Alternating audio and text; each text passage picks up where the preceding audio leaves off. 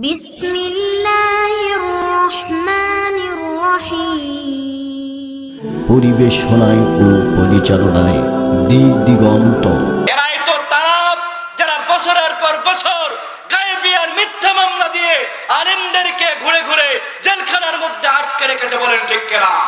এরাই তো তারা যারা বিশ্ববরেণ্য মুফাসসির আল্লামা দিলওয়ার হোসেন সাঈদীকে 13টি বছর জেলখানার মধ্যে আবদ্ধ রেখে শেষ পর্যন্ত ইনজেকশন পুশ করে বিষ প্রয়োগ করার মাধ্যমে হত্যা করেছে, বলেন ঠিক কিনা? সুতরাং আমরা জানি তোমরা এক এক সময় এক একটা নাম দিয়ে আন্দোলনে নামছো, কিন্তু আমরা জানি তোমরা কারা।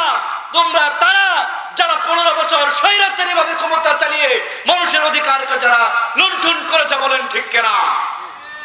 সুতরাং দেশের মানুষ তোমাদেরকে যেভাবে বিতাড়িত করেছে, আবার যদি কোনো ষড়যন্ত্র করো তোমাদেরকে পুনরায় এদেশের ছাত্র আর তৌহিদি জনতা মোকাবেলা করবে, বলেন ঠিক কিনা? যতই বলো চট করে ঢুকে পারবো, আসো তুমি চট করে, দেশের তৌহিদি জনতা তোমাকে কট করে ধরে ফেলে আন্তর্জাতিক অপরাধ ট্রাইব্যুনালে দিয়ে দিবে, বলেন ঠিক কিনা?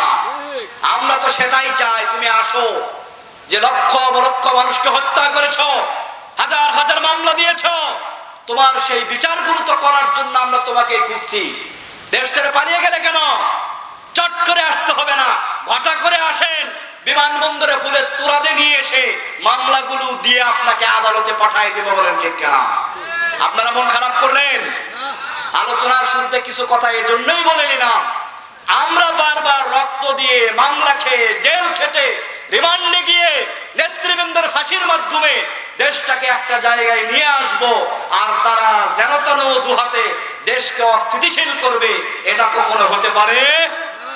আল্লাহ রাব্বুল আলামিন সোনার এই দেশকে হেফাজত করুন, সকলে বলি আমিন।